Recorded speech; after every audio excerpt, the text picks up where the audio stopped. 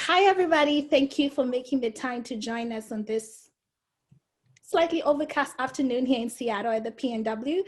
We are very delighted and very humbled to have the director of the Juvenile Detention Program, Mr. Nance, who will tell us a little bit about himself and what he's been up to. My name is Maureen Karichu. I am the head of programs at the African Young Dreamers Empowerment Program International. And I also have Miss Fiona Okech, who is the youth director at Aydepi. So this is going to be a quick session of just getting to know each other and getting to deliberate on what role we can play as immigrants when it comes to the juvenile detention program. And so without further much ado, I would like Fiona to just step in and just kind of tell us a little bit of what Aydepi is, and then we'll go with the flow. Hi, my name is Fiona, and I am the youth director and youth representative of Aydepi. To give a background of how Aydepi started, it started as an idea between me and my mom. And I came as an immigrant in 2017 in December, and I enrolled in high school immediately. And some of the things that I got to see in my peers, and something I too went through, was that there was a lot of issues that we faced that we could not discuss. And like an issue of like mental health, something we couldn't have talked about because it's seen as a taboo in our community. And I got to talk to my mom about it, and we wanted to create a safe space in which youth will come together and be able to discuss their issues and be able to, be connected to our community and our community leaders, so we can be able to heal ourselves instead of engaging with negative behaviors such as suicide, drugs and alcohol, or gang members. And so far we have done a lot of community service, and we have engaged like a lot of community leaders to help us to reach our goal. And right now, what we are mainly focusing on is the high numbers of immigrant in incarceration, especially the immigrant youth who right now are facing huge sentences for issues that would have been avoided. And we wanted to see like how we can be able to help and how we can be able to combat this issue by getting as much information as possible in different community centers and being able to communicate with them much more. And we are so excited to have you. So thank you so much for being able to have this meeting with us. Awesome. Thank you so much, Fiona, for that. So if we can just jump right into you, just take us through just a brief introduction of who you are and the role you play at the King County Juvenile Detention Program. Great. Well, Maureen and Fiona, thank you both very much. And I really am excited to hear more about Aydepi and the work that you do. And I know that it's incredibly important that we support our immigrant youth, the newcomers into our community, in ways that set them on a positive path toward opportunities for success. And I also know that there are lots of obstacles in our community for immigrant youth. And if they are not acclimated to an urban culture, that they may fall prey to some of those pitfalls. And I think part of our job in supporting immigrant youth is raising their awareness as to those obstacles, but also pointing them in the direction of resources and positive community outlets, such as what you folks do, as an alternative to some of the risk factors that contribute to negative outcomes for youth. So thank you for the work that you do. And thank you for inviting me to share some remarks with you today regarding the detention facility here in King County. So my name is Alan Nance, and I am the director of the Children and Family Justice Center, the Patricia H. Clark Children and Family Justice Center here in King County. It's our juvenile detention facility, and I work as part of the Department of Adult and Juvenile Detention, which is the county agency that has responsibility for the jail facilities, our community service and electronic monitoring operations for the county, and also juvenile detention.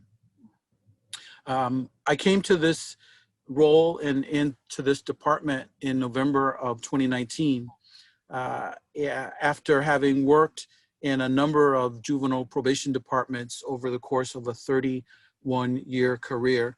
And I know that I don't look that young anymore after 31 years of doing juvenile justice work.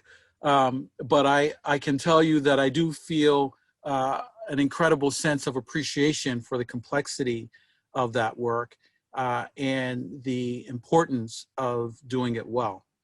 And so a couple of things that I want to talk about today, and I hope that at some point I'll have authority to share my screen, because I want to share a couple of slides with you that really illustrate how juvenile detention has changed even in the last decade. And I would also submit that over the past 20 years, we've seen some dramatic shifts in juvenile detention in the United States, but also specifically here in King County. And so a couple of things that I would highlight in talking about juvenile detention.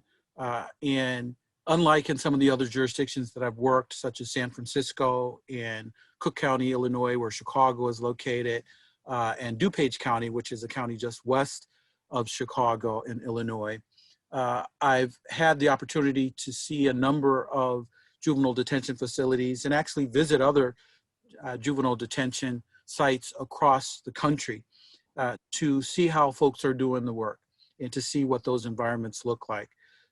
What has been overwhelmingly compelling over the last 3 decades is this unending commitment to improving conditions of confinement, looking at disproportionate confinement of kids of color in our juvenile detention facilities, and also looking at opportunities to implement evidence-based programs designed to help empower youth, build their skill capacity, and impact the attitudes, values, and beliefs that contribute to criminal conduct. And so that has been the work of our justice systems over the years. And what I'd like to do at this point is to share my screen so that you can see some data points. And right now, I think I need the host to grant me that access, so I'll be able to do that. A minute. And I'll wait for you to do that. All right. And as Maureen is setting up that authority, one of the things that has been significant in our evolution over the last 2 decades is the importance of building community partnership and looking at continuity of care for young people beyond the juvenile detention facilities. But I would also argue that equally important has been a focus on prevention and strategies to reduce the likelihood that a young person would end up in detention. And so I want to share some data with you so that you have a perspective about detention that really does show what the last decade has looked like here in King County and how our use of detention has changed. But before I get into this data, a couple of things from a statutory and legislative standpoint that are important to note. The detention of a youth in King County and in most jurisdictions in the state is driven primarily by law enforcement and whatever the county juvenile court practices are with respect to screening of youth who are arrested and presented to the detention facility. So that's a separate arm from the Department of Adult and Juvenile Detention. We have the responsibility for operating the facility and providing the care and support of the youth while they're in custody, but we don't control who gets detained. That decision gets made as a result of a probation screener's review of the factors that led to the young person's arrest. Likewise, DAJD does not control when a young person gets released from custody. That decision is made by a judicial officer, a judge, following a detention review hearing. And if a young person is ordered to remain in custody, that's a consideration that can be reviewed at subsequent court hearings. But DAJD doesn't get to unilaterally make a decision to release a young person from custody. And quite honestly, we're not involved in that decision from a statutory standpoint. Now, the one role that our office does play with respect to secure custody as compared to youth being released back to their parent or guardian is that we have responsibility for the supervision of youth assigned to electronic home monitoring. So this is where a youth is given a bracelet, a tracking device, usually using a GPS signal, where our staff can monitor the movement of the youth in the community, or making certain that they're at home as they are ordered to be when they're released from secure custody as an alternative and placed on non-secure custody in the community. So a couple of things that I want to share in this data review.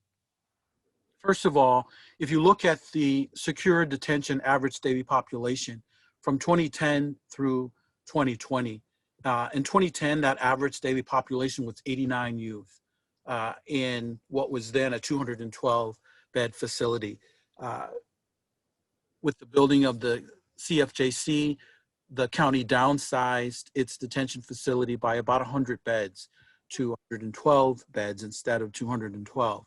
But even then, you can see the gradual decline in the number of kids in custody, dramatically so, in looking at 2020, where that average daily population really significantly dipped down to 27. And we've seen that trend, which resulted in about a 79% reduction in the average number of young people in King County's juvenile detention facility year over year. And that's something I think worthy of significant note, and something that the county should be proud of. Yet at the same time, there are still challenges with respect to disproportionate minority representation in our justice system. When we look at the detention average daily population by charge type, there are a couple of really significant points to highlight.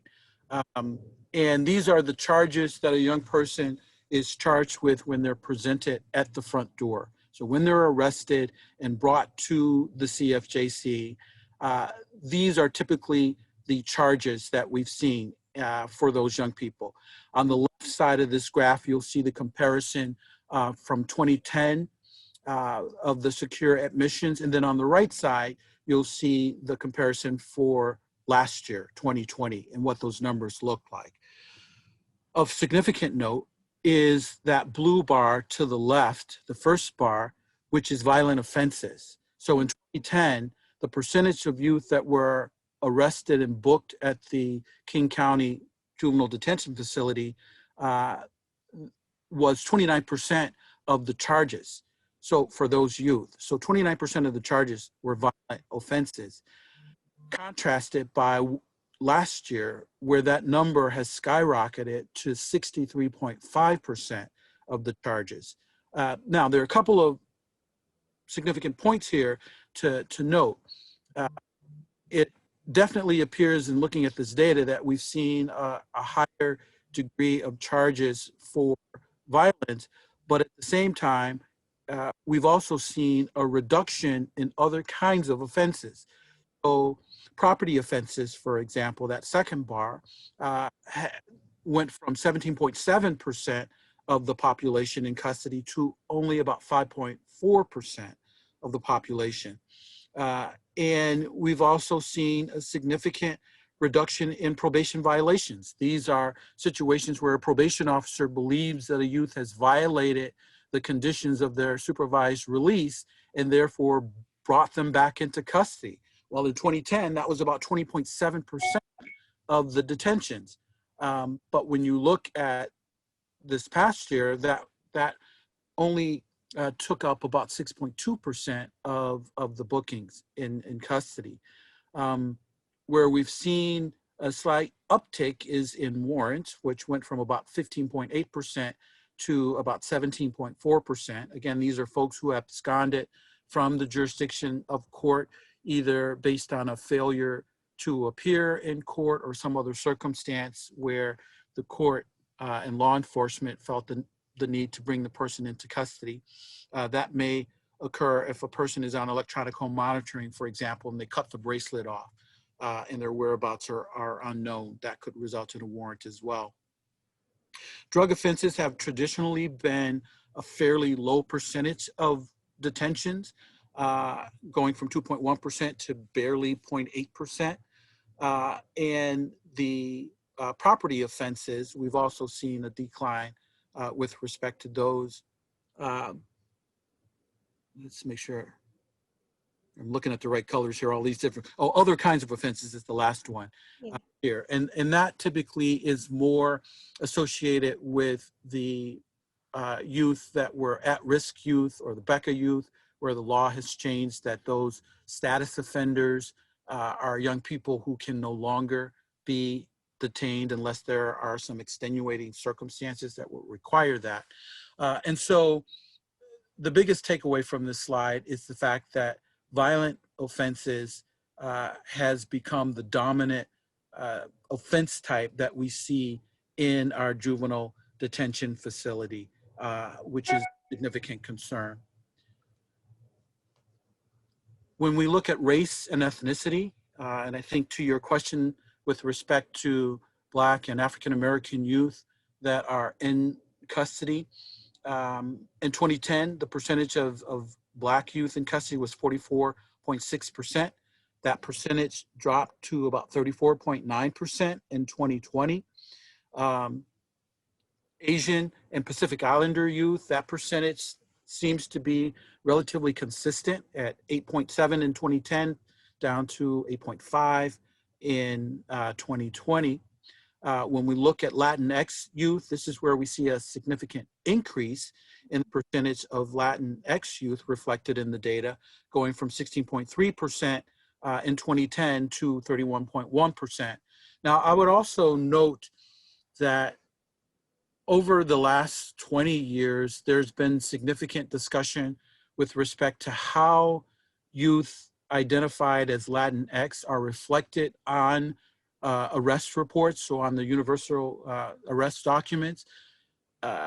In prior decades, Latin youth were often identified as white in that data, where more recently, I think folks are being more discerning in actually identifying Latinx youth as either Latin or Hispanic.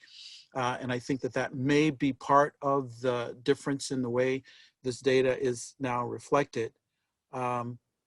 But I don't know that for certain. That is just a speculation on my part, but it is definitely a discussion point that has happened in many jurisdictions over the last couple of decades. And then finally, you see the Caucasian or white youth reflected at 3.3%. And again, I think this is definitely something that we have to continue to take a look at. And I think, just to be clear here, our Native American youth are at 3.3% in 2010 and 2.6% in 2020. So this is an important data slide, I think, worth considering when we look at what is happening with young people in King County with respect to the juvenile justice system and how detention has been used as a tool, I think that by far the courts, probation, the prosecutor, and defense are of the belief that if a young person can be managed in the community safely, that we should look at and accept a community alternative versus keeping a young person in custody. And then the last thing I'll say on this particular point is that the data that you see reflected in admissions doesn't reflect the history of a particular youth. So a youth who's arrested today for an assault could have prior referrals for similar conduct, including being placed under supervision or on probation for that very same conduct. And so it's important to recognize that point. And then one other related point is that a large percentage of the assaults that we see in our justice system are as a result of charges for domestic violence, where the parent or sibling is the victim. And those, of course, are difficult situations to expect that the youth can return home if there's a threat of harm to the parent or guardian. I can say for certain that with many of our immigrant youth who are charged with domestic violence, oftentimes the conflict is the clash of cultures, where the parents or guardians have a very traditional culture and standards that they've embraced, and the young person is being raised in an environment where the culture of their community is different. And the amount of freedom that kids have, the amount of access that they have to modern sort of cultural exposure using the internet, social media, et cetera, may be very different than what the family was accustomed to in their native country. And that is often the source of conflict. The kids want to know, why can't I go out like my American peers and do the things that they do? And you're expecting me to follow these sort of traditional norms that maybe don't fit very well in this new environment in which we find ourselves. And so I know that that's a dynamic that certainly comes into play in some of the domestic violence cases, and even some of the cases where kids are getting connected with gangs and they're hanging out with an antisocial peer culture, perhaps not necessarily recognizing the harm that can come from that, but seeing these new peers as their new friends, and then getting caught up in some of the antisocial or criminal conduct that some of those peers are leading them towards. So I'll pause there for any questions or comments that you have based on my remarks thus far. And again, I just want to thank you for the opportunity to be able to share some of this information with you and to chat about things that we can do in partnership to further reduce the impact of our justice system on young immigrant youth. Awesome. Thank you so much for that deliberate presentation. It's always amazing when we look at statistics, because Fiona and I were cross-checking upon the statistics that we have when it comes to juvenile incarceration programs. And it's crazy how about 40% of those in the juvenile detention program are actually African immigrant or immigrant descent. Right. African descent. And we are currently partnering with the Somali community. And we've had like crazy cases of Somali young men who've been incarcerated. Just the other day, I was doing an interview with one contact person that I received from the Somali community, and he was very bitter because he had been wrongfully racially profiled in Kent, actually. And so we see that the factor or the issue of race that comes into play when we say Black. And with all respect, with native Black Americans, or who've been raised here, in connection to immigrant Africans who come here and identify themselves as Black. So we find that there's that like disconnect, when it comes to Black young people of immigrant descent who are living here, like you said, who are having all this identity crisis going on within them. clearly don't know where to relate, whether as Africans or African Americans. And it's such a bond of contention even within them. Miss Fiona actually has a very interesting story, a personal story that she witnessed and actually was part of in the Federal Way area.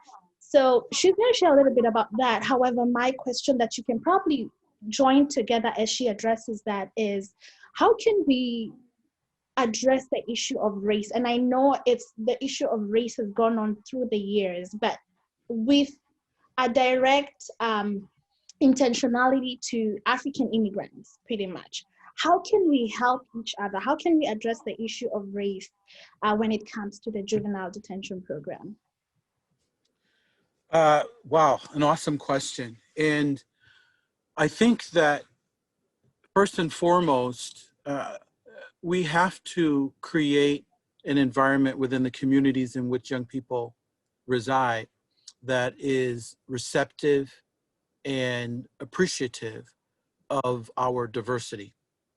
And that happens in their neighborhoods, in their schools, in their churches, in places of worship. It happens in the community agencies, their own, where we promote the importance of valuing the cultural differences that people bring. And it happens in the way we promote opportunities that that removes stigma and removes barriers from our young immigrant youth from participating actively as their native-born peers. Um, I can tell you from our perspective that we do not differentiate between the young people when they come into juvenile detention. Um, but that's a less than fulfilling degree of satisfaction given the fact that they are in custody at that point. And I feel very strongly that when we're thinking about impacts on young people, that we have to start with those opportunities that we have to prevent them from ending up in the justice system, to redirect and to steer them away from juvenile detention or opportunities to engage in conduct that would lead them here. And that means building stronger communities. It means looking at economic and employment opportunities for youth. It means making sure they have access to healthcare and mental health services, as Fiona talked about, that are without stigma, that are supportive and accepting of these young people. It means creating a school environment for these youth once they return to full-time in-person school that is receptive to the newcomers, that welcomes them at the front door, that provides them with language support and opportunities for cultural immersion so that they're learning the new culture in the communities in which they are joining. It means that we've got to do a lot of work on the front end from a prevention standpoint in order to avoid ending up in this particular situation. Awesome. So basically, based on the fact that you're a youth director and a representative of Aydepi, and you're also Kenyan America pretty much, what would be your take? What would you want to see done differently as far as racial profiling is concerned? I think something like that should be addressed like fully, because I have faced that type of prejudice like by myself, and it was when I was new here, and I remember I went at a store. Just I was from school and I had my backpack, and I was passing through a store, just going to buy things and then go home, and as I was shopping, I remember this group of people were following me behind, trailing me, thinking that I was gonna like shoplift something. And as far as I was concerned, I wasn't. I was literally just shopping, and I was from school. I had my backpack on. And I remember I was they came to me, they rushed me to the customer service, and they were threatening that if I don't show them my backpack, they're gonna call the police on me. and I was so scared. I didn't know what to do. I had learned about this, and I had learned that people face this on daily basis, but it has never happened to me personally. So I was willing to cooperate just so that I do not end up, uh, in the wrong hands or do one mistake and then I end up being arrested. But as I was heading on my way to the customer service, a white male with a huge backpack. Uh, it was like a traveler's bag. He was shopping and we had passed him 2 times when I was going in shopping and when they were trailing me and as I was going to the customer service, and they didn't ask him anything. And, I just came to realize like, uh, even even though I am an immigrant, even though I'm Kenyan, and I was originally born in Kenyan, uh, in America, there's no, they won't differentiate me as an immigrant or as a Black American. There's absolutely no, you know, in between, and it's something that we have to address, and we have to like talk about it and educate our communities on um, somebody with a hoodie on does um, is not a purpose for you to racially prejudice him because he is Black or because he's any other race. It's something that we should really talk about and actually get to own it, and you know for it to end. Well, Fiona, first of all, let me just say I'm so sorry you had that experience, and I wish that I could say that that was an anomaly. Sadly, it is not. I too have had similar experiences in my, 50 plus years on this earth as a native born person of color.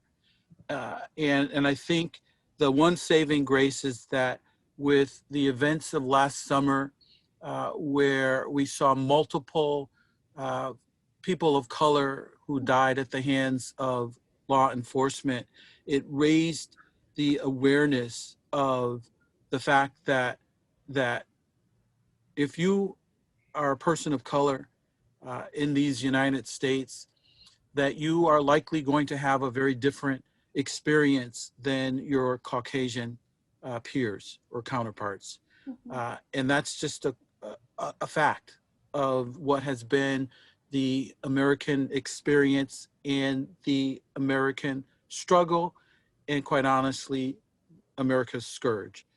And, and there are enough people today in leadership positions who understand and appreciate that we must do something different, that the experiences of Black and brown young people and adults in this country has to be equal to that of their Caucasian peers. And you shouldn't have to be followed. There shouldn't have to be a belief that if you're white, you won't be as suspect as someone who is a non-white. It shouldn't be that there are two Americas. There should be one America for all people who live in it. And so I um, have always promoted equity and fairness in any role that I have been in our justice system. And I've always recognized and appreciated each individual for who they are, what they bring, and their strengths. And that's just something that we have to all continue to strive for. I would encourage that if there are opportunities for your organization to promote community policing and opportunities for police and the young people to have dialogue, that's one way to break down some of the stereotypes. Certainly encourage engaging the business community and business leaders within the community to have those conversations as well, because I do think that there are opportunities in those kinds of engagements to change the status quo and promote a more equitable community experience for everyone. Going back on the discussion we were having, sir, you were just saying that you would encourage us to like continue with community policing and advocacy, and looking for other business people or just community stakeholders that we can speak to continue to address the issue of, you know, of race, pretty much. I believe this is a conversation that will be ongoing probably 50 years from now. You know, I'm a mom to a 2-year-old. Black boy, and I'm a single mom. So I'm very passionate about talking about race and educating myself as much as I can about race, because the reality is I'm raising a Black Kenyan, 100% Kenyan, American born kid who will grow up to be a young man, you know? And so it's just being so assertive and being so aware of the reality on the ground. In as much as it's a bitter pill to swallow, I always want to make sure that whoever I come into contact with, or whoever he comes into contact with, as he grows, he knows that this is the situation on the ground. You know? No, I could not agree more. And, you know, the next 10 years will go rapidly, so enjoy every single moment. I have a 16-year-old son, African-American kid, and I think the one thing that I was most sad about is wondering when he would experience his first instance of racism. Not if it would happen, but just when would that happen? And it's a very sobering thought for a parent to have to worry about that day. Yeah. And having to have the talk with my son about what he needs to do when he's out in the community in order to not fall prey or victim to someone else's racist ideology. And yet here we are in 2021 with that being a very real concern for parents like you and me. And so I agree that we need to take advantage of every opportunity that we have to raise awareness to the need for equity and social justice, to encourage people to look at their own implicit and explicit biases, and to value and appreciate each person on their own merit and not based on a stereotype or prejudice. And that is going to be an ongoing struggle for all of us.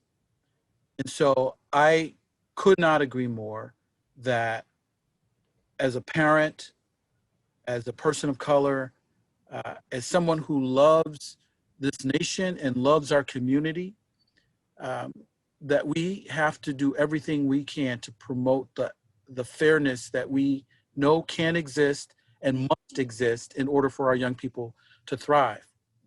And we should not be surprised when they end up in our justice systems, when those systems are inherently flawed, including with racism. Yeah.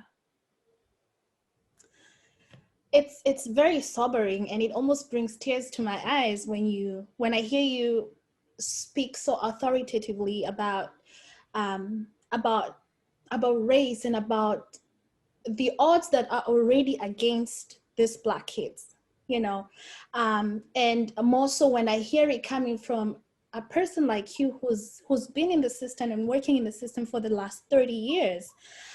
So it continues to just kind of beg the question of when will it ever be, when will we ever get to the place that enough is enough? You know what I mean? Yes. We saw last year people taking to the streets all over the world and just saying, right, enough, this skin color matters in as much as every other life matters. You know, and so like you said, we can only just continue having these discussions in our homes and outside our homes, in our communities, and just sensitizing people on that.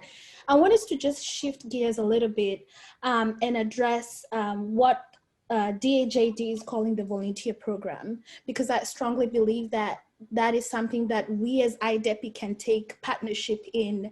And it's also something that we can also invite our African communities in Seattle and, to just kind of have people come in and give of their resources and of their time to make sure that this juvenile children do not end up in the system. I mean, that really struck me so hard when you said what you're trying to do as King County is come up with a program where they don't have to get into the system. Like, if there's anything we can do as a community, as a Kenyan community, Somali community, whatever immigrant community it is, to actually make sure that we shelter these children, these young people, then what can we do? Well, Maureen, what a powerful statement and a incredibly hopeful commitment in what you just said here. First of all, we have such great appreciation for the volunteers that are working with our young people here at the Clark Children and Family Justice Center. And this last year has been just an incredible challenge for us with COVID-19 and the limitations on in-person contact that really have forced us to create virtual settings, even such as this one. I'd love to be sitting in a coffee shop with the two of you, Right? conversation, and being able to engage with you and share in our shared humanity by being in the same space, right? And being able to interact with each other. And what we know about our young people is that getting them to trust the adults in their lives really is about building relationships with them. It's about having that face-to-face contact. It's about the genuineness that can be expressed when we're meeting with them. It's about a mentor who's willing to take a kid and go have a meal and sit down and have a conversation about what they're worried about, what their fears are, what their aspiration and goals look like, right? And a lot of that has been curtailed with the impact of the pandemic over the last year and a half. But even still, we have been able to create some amazing partnerships with Pongo Poetry Writing, for example, that meets virtually with our young people, encouraging them to express themselves in writing, to tell their stories, to explore things that they otherwise wouldn't talk about out loud, but are willing to write in a journal or draw in a picture to be able to express who they are and what concerns them.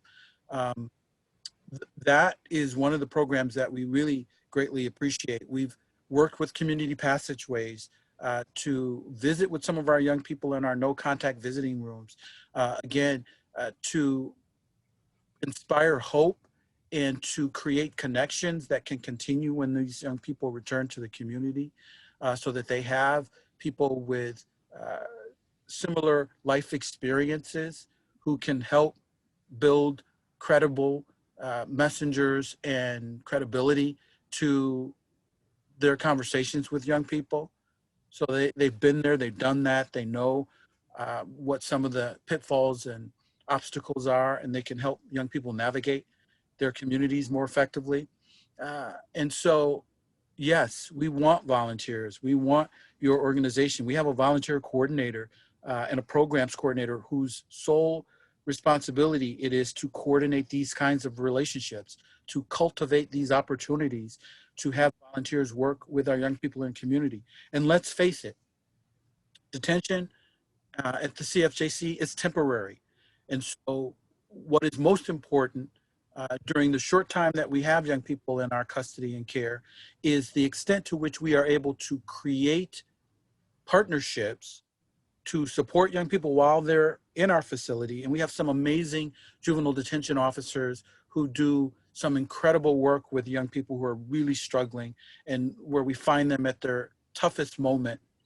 But we also recognize that we need to prepare these young people to link with community agencies such as your own when they get back into the community.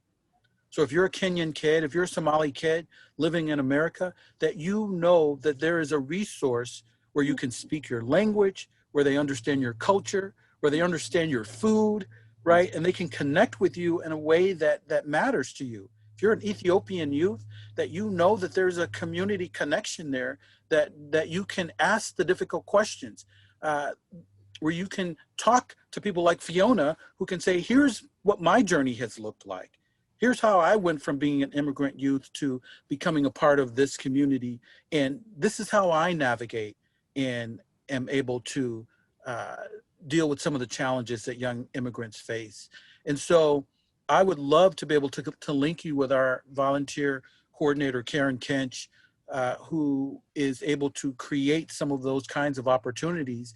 And as we get more control over the pandemic, as more people get vaccinated, and we're able to get this in the rearview mirror to some extent, to look at opportunities to have you folks come in and work with the young people while they're in custody, recognizing that continuity beyond detention, far more important than what we do while kids are simply sitting in custody detained. And so that's the partnership that we want. That's the opportunity we want to cultivate, and we welcome your participation in that endeavor. Awesome. I really want to just let you know that Aydepi, we are 100% in and on this. We are more than ready to give over our time, Great. and just, you know, participate in this great initiative that you guys are having. We just want to see a different environment that our young people are growing in, and we, you know, you always hear people say, be the change you want to see in the world. How else are we going to be the change if we don't actually take steps? Like you said, it's very simple. It's buying a cup of coffee for that young person and just trying to connect with them. It's in establishing big brothers, big sister kind of mentorships, you know. It's in not having that noose hanging over their neck, even after they come out back into the community, that, you know, don't, because that's something that also happens a lot with African families. And I'm sure Fiona can attest to that.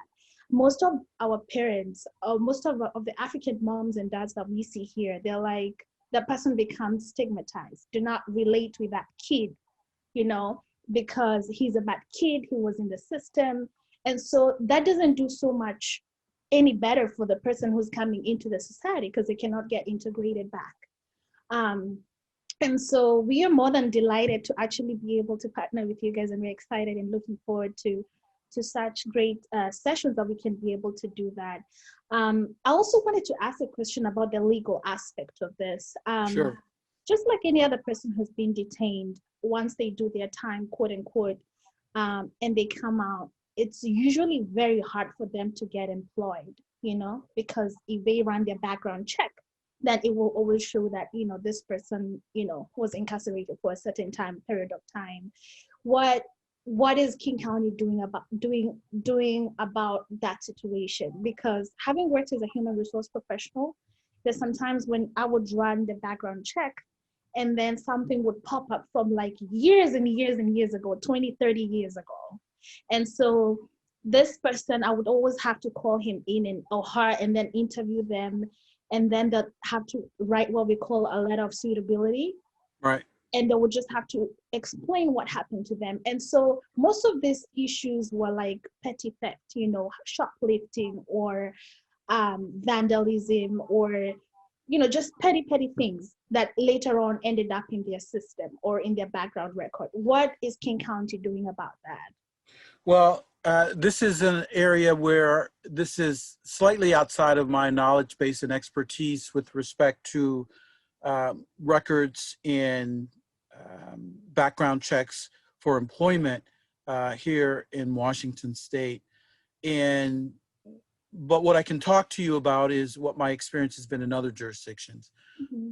And so in jurisdictions like San Francisco, for example, they initiated what they call ban the box, which essentially would remove from an employment application the box that a person would be required to check that basically says that they have a prior criminal background, and that they would only run their criminal background after they've gone through the full application process, and even then only if the particular assignment would have some restrictions based on a prior background. So for example, if you wanted to work as a childcare worker, then they have to run your offense history to make sure that there weren't any abuse or neglect cases that were attached to the person.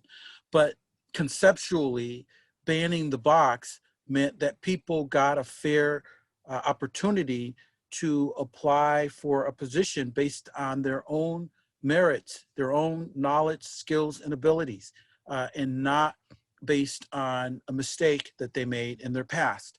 And so that's one way that a jurisdiction can help level the playing field for people who have had prior experience in the justice system.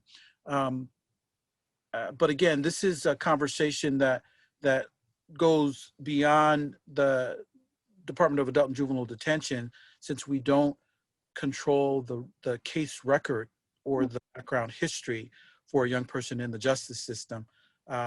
There are opportunities in some jurisdictions to expunge records or to seal records so that those records then don't later get used in a way that would prevent a person from applying for or obtaining employment in the future. But again, that's really a conversation that we would want to have with the other justice partners in order to really understand what opportunities exist. Awesome. You're welcome. Wow. Fiona, do you have any closing remarks before I close this awesome session? No, not really. I knew it. All right, really, I just want to thank you so much, Alan, for making this time to come and speak to us about this very key and pertinent issues.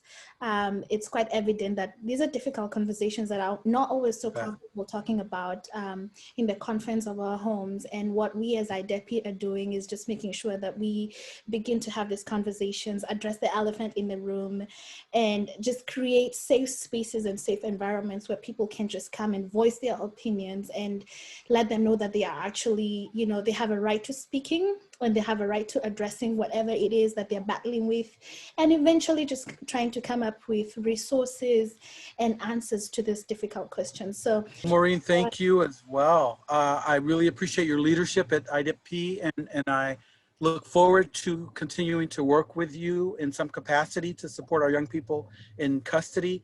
And Fiona, I want to thank you for your role and leadership as youth programs director, and thank you for telling your personal story here today. It touched my heart, and it further inspires me to continue this work and to do everything we possibly can so that no youth has to experience what you experienced in walking into that store that day. And this is a collective effort for all of us, right? And I think the more collective impact we're able to create, the more sustainable and impactful the outcomes. So let's continue to do the work together. awesome. All right, guys, there you have it. That has been a great and quick session with Alan Nance. He is the Divisional Director at the King County Juvenile Detention Program. You've had it from the horse's mouth. He has illustrated the great power in addressing racism and in addressing social, economic, and cultural issues that are grappling our communities. I was also more than humbled to join this session with our Youth Director, Ms. Fiona Okech, who continues to sit in the board at Aydepi and who continues to be a great support system in integrating and bringing young people together. That's it from us here at Aydepi. Remember, we are always #here for change. And for any form of correspondence, you can reach out to us on our social media platforms. We are Aydepi in all social media, that is Facebook, Instagram, and you can also send us an email on aydepinfo@gmail.com. Until next time, it's goodbye from us.